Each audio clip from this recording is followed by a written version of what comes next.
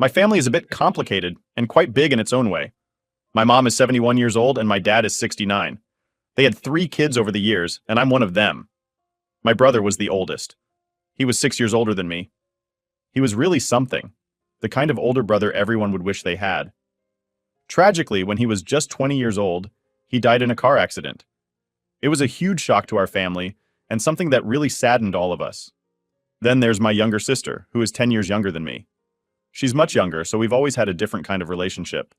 Now, talking about being part of the family, my mom has this way of letting me know, not directly but in a kind of sideways, snarky way, that I wasn't planned. She's mentioned it enough times that it's pretty clear I was a surprise to them. They've never outright said they regretted having me, but when you hear you were an accident and kind of a burden, it's hard not to feel a bit unwanted. What's it like to hear that kind of thing? It makes you question how much you're valued, right? I mean, if your existence is treated like a big inconvenience, it's not easy to just shrug that off. Despite this, I found a lot of support and a role model in my older brother. He wasn't just a brother to me, he was a protector, a hero. He was always there, standing up for me, especially against bullies. And sometimes those bullies were our parents, believe it or not. He also taught me how to stand up for myself, which was invaluable. My brother was not only a protective figure, but also quite the charmer and athlete. He was incredibly popular in school, partly because of his good looks and partly because he was genuinely likable.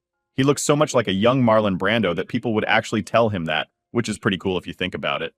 He played football in high school as a starting tight end, and he continued to play in college, where he was a notable reserve player during the late 1980s.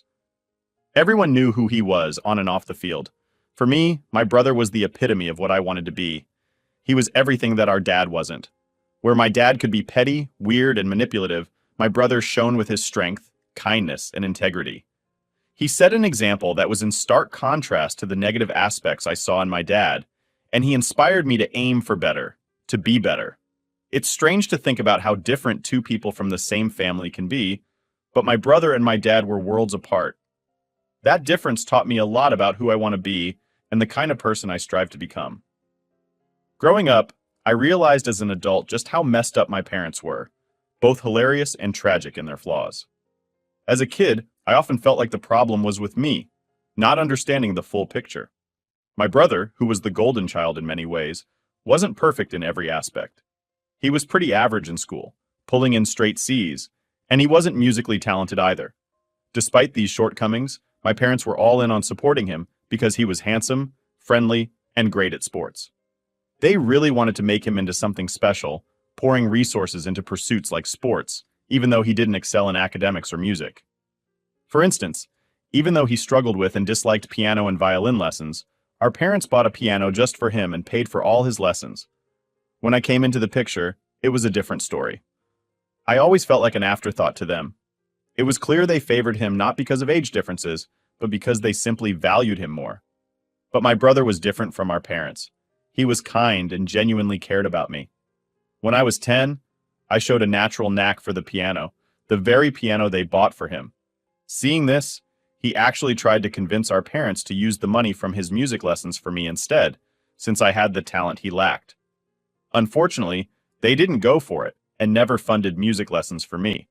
Despite their decision, I continued my music journey on my own dime as an adult.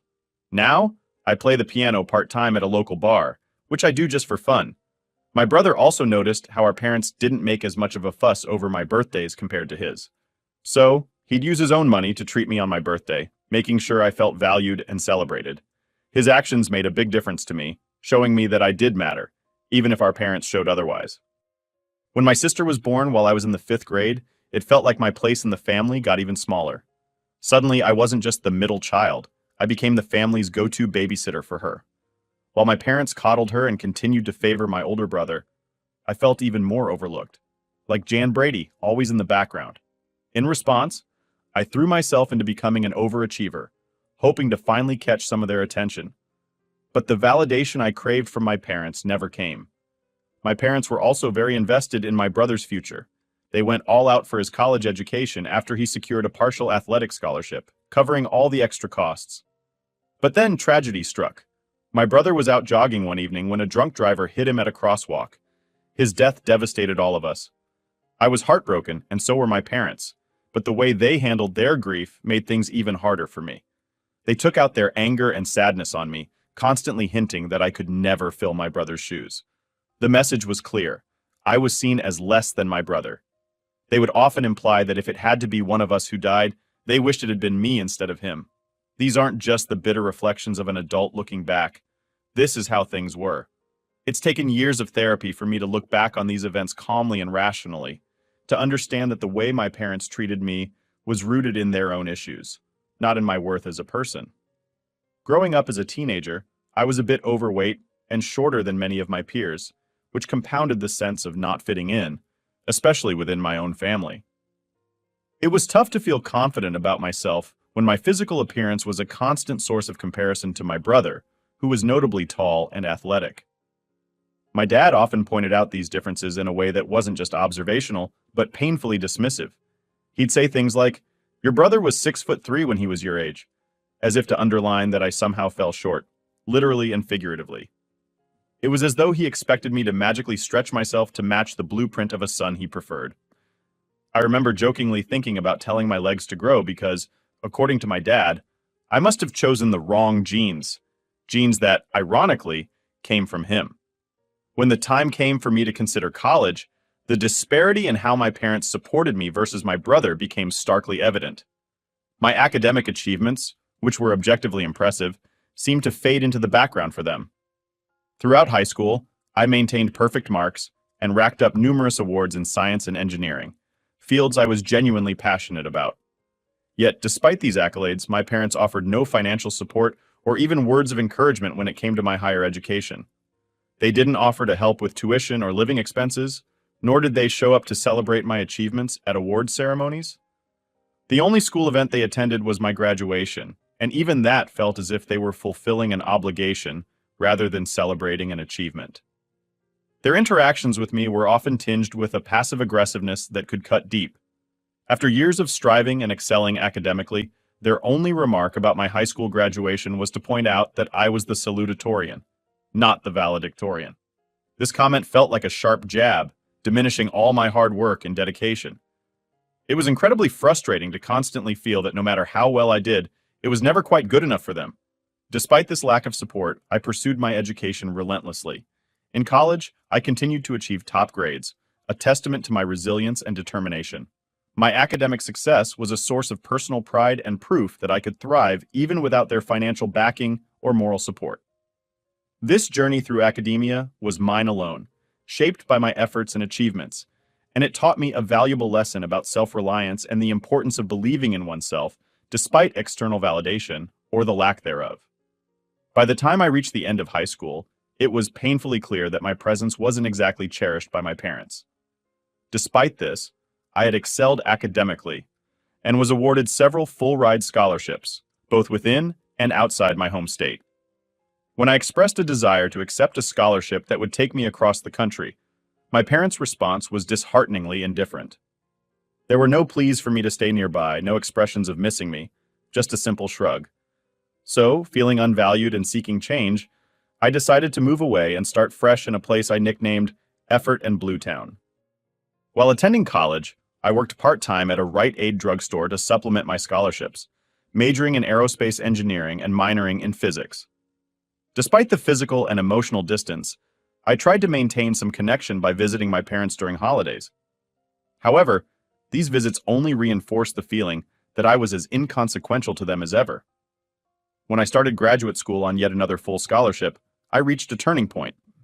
I decided it was time to really cut ties, so I stopped calling them. The lack of effort from their side was telling. They didn't reach out to me either. Years have passed since then, and I've built a successful career in aerospace, a field I am passionate about.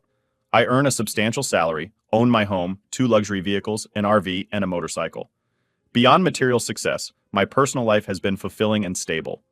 I've been happily married for nearly 20 years to a wonderful woman who fell in love with me long before I had achieved any financial success. She's 40 now, has her own thriving career in literature, and has been a partner who truly values and supports me. Our life together stands in stark contrast to the indifference I experienced from my parents. It's ironic that only in recent times they've started to reach out again, perhaps prompted by word of my successes. But the foundation of our relationship, or the lack thereof, was set long ago, defined by their earlier disinterest and lack of support. My journey has taught me about the importance of self-reliance, resilience, and the real value of relationships based on mutual respect and genuine affection. With my own family now, a 5-year-old son and a 4-year-old daughter, I have a very clear blueprint of what not to do as a parent, thanks to my own upbringing. My experiences have deeply influenced my parenting style, and I'm committed to ensuring my children always feel valued and loved. Meanwhile, my sister's life took a different path. She married young, at 19, to someone I had a gut feeling wasn't right for her, a guy who seemed like a loser and a user. True to form, my parents didn't hesitate to splash out on a lavish wedding for her. At that time, although I wasn't yet at the peak of my financial success, I was already doing well. I attended the wedding, and the familiar coldness from my family was as palpable as ever. Nobody acknowledged how much I had grown, not just in stature. I had a growth spurt at 20 and was now over 6 feet tall and in great shape, but also in life. Despite the chilly reception, I didn't hold back in showing my support for my sister. I gave her a $5,000 wedding gift. I also played the piano at her wedding, something she requested after a family friend mentioned my private lessons. My performance was well received, and many guests were enthusiastic, offering backslaps and compliments. Everyone, that is, except for my parents. Sadly, my sister's marriage didn't last. She divorced her husband 2 years ago after coming to the harsh realization that he was indeed the loser and user I had suspected. Now she's left dealing with the aftermath, including the struggle to secure child support for her 6-year-old daughter from her ex-husband, who claims he has no money. This contrast in paths between my sister and me has only highlighted the disparities in how we were treated growing up. It has reinforced my commitment to ensuring my children never feel the neglect I did. Instead, they'll grow up knowing they are supported and cherished no matter what. It's definitely a complicated time for my family. My sister, after not finding work with her degree in modern art, a degree our dad paid for, has moved back in with our parents. She's considering going back to school, believing she needs another degree or additional skills to land a well-paying job. Just as she's trying to figure out her next steps, my parents have suddenly remembered my phone number. They haven't explicitly said so, but it seems they've blown through their savings on indulging her and their own penchant for lavish vacations. Now they seem to think it's my duty as the financially successful big brother to step in and foot the bill. My mom's reasoning? It would be classy of me to offer to pay for my sister's education because she really needs the help. And apparently I wasn't around much when she was younger, since I moved out early.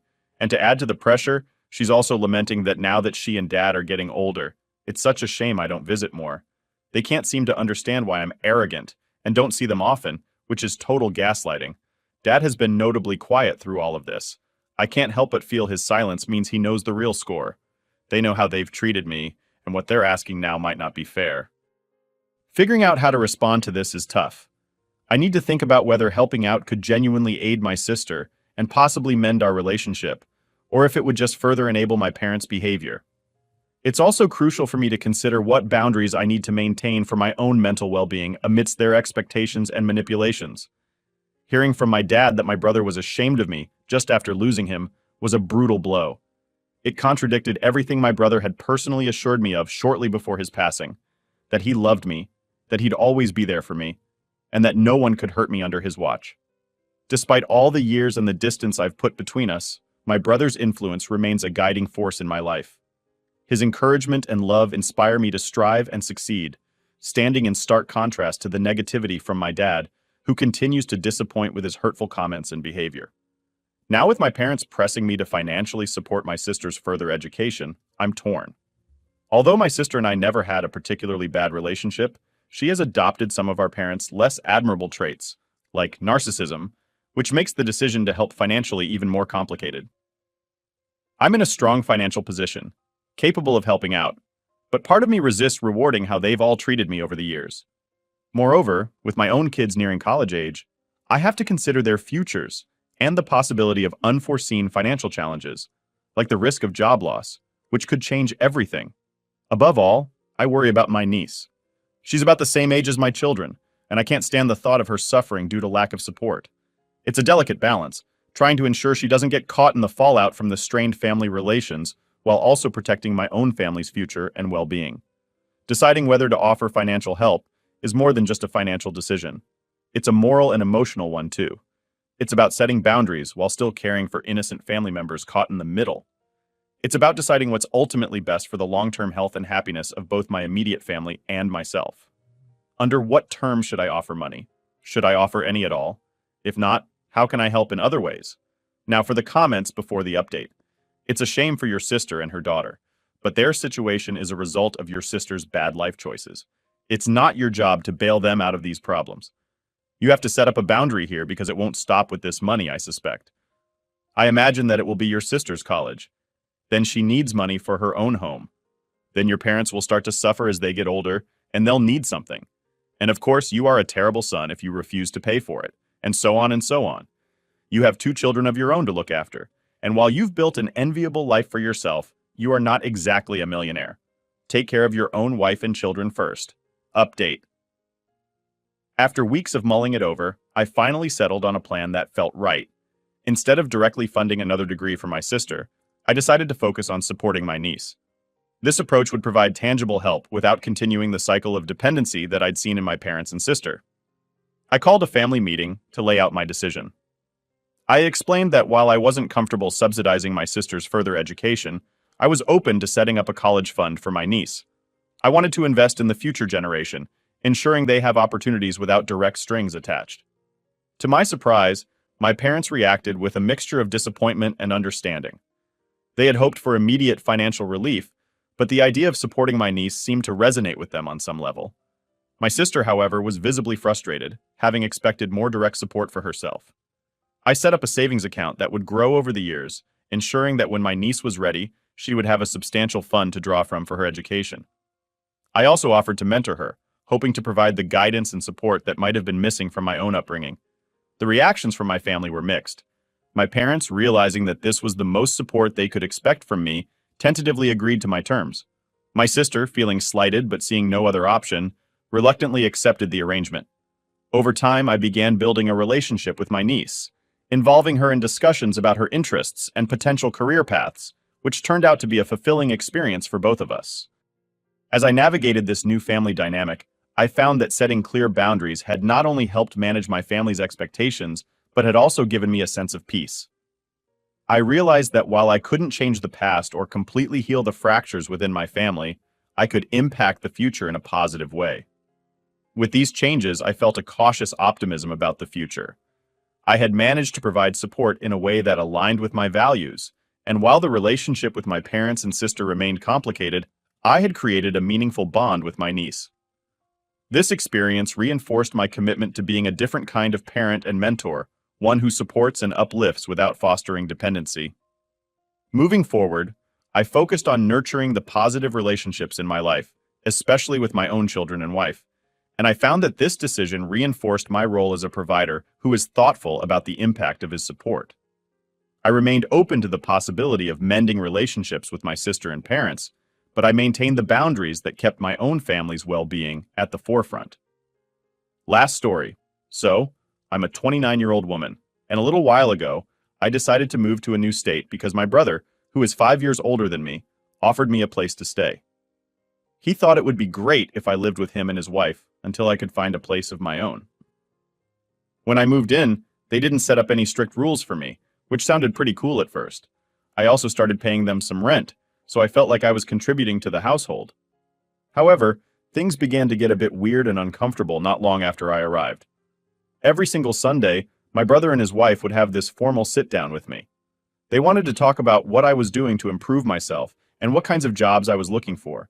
It kind of felt like I was having a weekly review at a job, which was a lot of pressure.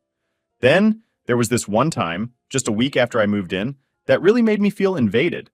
They came right into my room, plopped down on the floor, and demanded to go through my emails.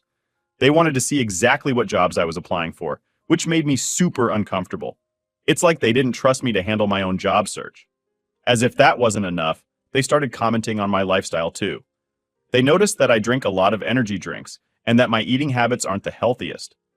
Then, they began making these remarks about how I needed to exercise more, which felt really judgmental. There were also times when they'd hold on to things I said in passing and then later use them against me. For instance, I once mentioned I liked bike riding. Well, they turned this into a big deal, getting upset that I hadn't gone out and bought a bike yet. It was as if they expected me to live up to everything I casually mentioned. And then there was the job at the bank that I was really excited about. I applied and was hoping to hear back, but the hiring process was dragging on. This job was important to me, but waiting to hear back was stressful, especially with everything else going on at home. Living with them started to feel like I was under a microscope all the time, being watched and judged, which was not what I expected when I first moved in. It was supposed to be a temporary and supportive arrangement, but it's turned into something that makes me feel on edge a lot. After I moved in with my brother and his wife, I managed to find a job at a local steakhouse. The job was pretty demanding with long hours, often requiring me to work double shifts. This meant I usually didn't get home until late at night, sometimes as late as 1:30 in the morning. Despite the grueling schedule, I wasn't really into drinking much. However, after such exhausting shifts, I'd have a beer once or twice a week just to unwind a bit. I never even finished a whole beer. It was just something to help me relax after a tough day. My brother and his wife, however, took issue with this too. They discovered that I occasionally had a beer by snooping through my room. They said they were looking for a missing glass, but while searching, they found out about my post-work beers. Their reaction was intense. They called for what they described as an intervention. They sat me down and expressed their concerns, claiming they thought I had a drinking problem. I didn't agree with them at all. I knew I wasn't drinking in a way that was harmful. The conversation didn't stop at the beer. It turned into a full-blown critique session about various aspects of my life they disapproved of. They even recorded our talk without telling me, and later, they sent the recording to other family members. This felt like a huge invasion of my privacy and trust. Things escalated when another brother of mine and his wife came to town for a wedding. The family used this as an opportunity to sit me down again, and everyone piled on with more criticism. It was really overwhelming and hurtful to be attacked like that by my own family. Despite all this, I tried to get past it and move on, but it was definitely a lot to handle. Things calmed down for a bit after all that family drama. I finished training for a new banking job, which is a work-from-home position, so I've been staying in a lot because of the workload. This job pays better, which is great because my boyfriend and I were already planning to move in together by the end of the year. He lives an hour away, and because I've been so busy, I hadn't seen him for a couple of weeks. Yesterday was a big day for me. It was not only Thanksgiving, but also my birthday. My boyfriend came over to celebrate with me. He picked me up from my place, and we went out to grab some food, and just enjoy the day together. We decided to have a low-key celebration, just the two of us, watching videos on my phone while eating ice cream. We were having such a good time that I didn't notice my phone battery was running low until it died. My phone charger has been on the fritz, so we made a quick stop at the store to pick up a new one before heading back to my house. Once we got back, I plugged in my phone to let it charge up. We arrived at my house around 11:30 p.m. After a really nice day together, we weren't quite ready to end the night, so we stayed outside in the car, talking for a bit longer. At midnight, I decided it was time to head inside. My house has one of those electronic doorknobs that you open with a PIN code. Normally, I walk to the door by myself, but this time my boyfriend came with me because he was carrying the cake he had gotten for my birthday. It was a simple but sweet end to a special day. When we got to my house, I tried to unlock the door using the electronic keypad, but my code wouldn't work. I was really confused and couldn't figure out what was wrong, so I turned on my recently charged phone to see if there was any explanation. That's when I found a bunch of texts from my brother's wife. She had texted to say that if I got home after midnight, I'd be locked out. This was a complete surprise to me because we had never talked about having a curfew, and there were no rules about needing to be home by a certain time. In fact, when I was working at the restaurant, I came home later than midnight all the time. With no way to get into the house, my boyfriend and I were stuck figuring out what to do next. We ended up having to find a hotel to stay in, but since it was Thanksgiving, almost every place was fully booked. We finally found a room, but it cost us $300, and we didn't get settled until around 3 a.m. The original plan was for my boyfriend to go back to his place after dropping me off, and then return the next day to take me to my grandma's for a Thanksgiving celebration. But after the hotel hassle, I had nothing with me. No change of clothes, no toothbrush, not even anything to remove my makeup with. The next day, I was so upset and stressed that I ended up having a panic attack and spent the entire day crying in my boyfriend's car. We both looked a mess and felt terrible, so we didn't go to my grandma's for Thanksgiving after all. This whole situation made me really upset. While I understand that my brother and his wife might not like it when I come home late, it would have been much better if they had talked to me about their feelings and expectations. Locking me out without any prior discussion didn't seem fair or reasonable. So it was supposed to be a really special day for me. It was Thanksgiving and also my birthday. I had plans to see my grandma and the rest of my family, which I was really looking forward to. But something really unexpected and upsetting happened that totally changed everything. My brother and his wife decided to lock me out of the house, and they only gave me less than an hour's notice. The worst part? I didn't even see their warning because my phone had died, so I couldn't read the message they sent.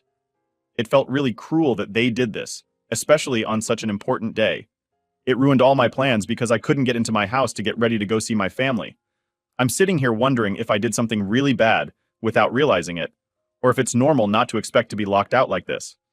The reaction from them seemed really extreme to me, but I'm confused because my brother's wife hasn't replied to any messages I sent her. I've been so stressed that I've just been crying all day. I'm also scared to go back home now. I worry that I might still be locked out, or even if I can get in, that they might just start lecturing or arguing with me again. I keep thinking about what could have happened if my boyfriend hadn't been there with me at the door. What if he had left already and my phone was almost out of battery? I might have had to sleep in my car. When we were standing at the door, I was shivering because I was only wearing light clothes and it was cold outside. Right now, I haven't gone back home yet because I'm really scared and feeling sick from all the anxiety. I'm not sure how to handle this situation or what I should do next. Any advice would be really helpful. Now for the comments before the update. You need to get out of there fast. This is toxic as hell. They're controlling your life and manipulating you relentlessly, and the rest of your family isn't much better. Move out by yourself in a few months. The anxiety will subside and you'll realize you don't have to worry about people going through your stuff, etc. That's when you can have your partner move in and be sure you're not continuing weird toxic behaviors without realizing out of condition terror.